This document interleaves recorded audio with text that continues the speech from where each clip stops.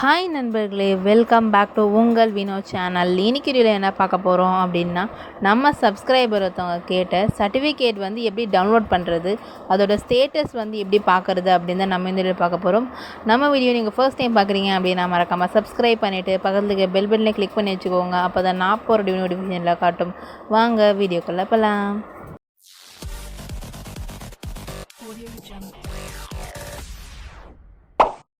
Okay, first என்ன பார்க்க போகிறோம் அப்படின்னா, ஸ்டேட்டஸ் ஆன்லைனில் செக் பண்ணுறத பார்க்க போகிறோம்.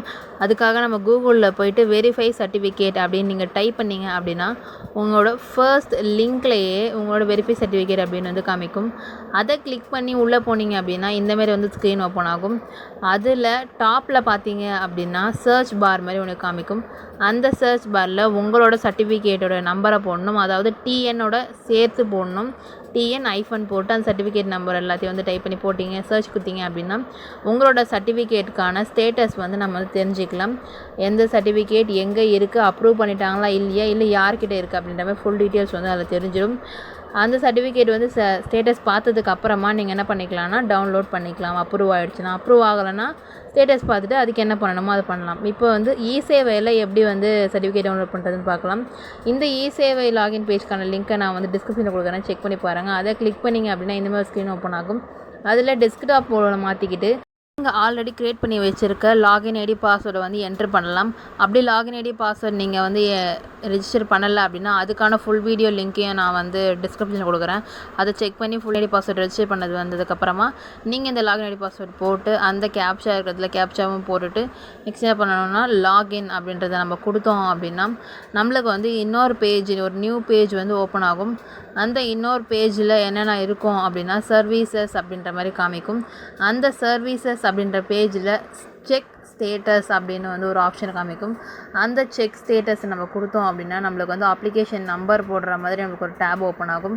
இந்த டேப்பில் அப்ளிகேஷன் நம்பர் நீங்கள் என்ன பண்ணலாம், ஒப்புதல் சீட்டில் இருக்க அப்ளிகேஷன் நம்பர் நீங்கள் போட்டு நீங்கள் அதில் ஃபைன் கொடுக்கலாம். அப்படி இல்லை, நான் என்னோடய இ-சேவையில் தான் அப்ளை பண்ண அப்ளிகேஷன் நம்பர் தெரியல அப்படின்னா உங்களோட டிரான்சாக்ஷன் டீட்டெயில்ஸில் போயிட்டு அந்த டிரான்சாக்ஷனில் எந்த சர்டிஃபிகேட்டோ அதுக்கேற்ற மாதிரி அதனால் டிரான்சாக்ஷன் நம்பரை காப்பி பேஸ்ட் பண்ணிக்கோங்க. அந்த டிரான்சாக்ஷன் நம்பரை காப்பி பண்ணிவிட்டு உங்கள் செக் ஸ்டேட்டஸ் போனோம் பார்த்தீங்களா, அதே சேமில் போயிட்டு உங்களோட டிரான்சாக்ஷன் நம்பர் அப்படின்ற செக் பண்ணிவிட்டு அதுக்கப்புறமா நீங்கள் என்ன பண்ணணும்னா அந்த டிரான்சாக்ஷன் நம்பரை என்ட்ரு பண்ணிவிட்டு நீங்கள் ஃபைண்ட் அப்படின்னு கொடுத்தீங்கன்னா உங்களோட சர்டிஃபிகேட்டோட டீட்டெயில்ஸ் எல்லாமே உங்களுக்கு டிஸ்பிளே ஆகிடும். அதுலேயும் நீங்கள் என்ன பண்ணிக்கலாம், உங்களோட ஸ்டேட்டஸை தெரிஞ்சுக்கலாம். அதுக்கப்புறமா இது அப்ரூவ் ஆகிடுச்சு அப்படின்னா அதில் டவுன்லோட் ஆப்ஷன் காமிக்கும். அப்படி இல்லை அப்படின்னா வெறும் பிரிண்ட் ரெசிப்ட் தான் காமிக்கும். பிரிண்ட் ரெசிப்ட் அப்படின்னா என்ன அப்படின்னா அது ஒப்புதல் சீட் இருக்குது பார்த்தீங்களா, அதை பிரிண்ட் ரெசிப்டில் நம்மளுக்கு வரும்.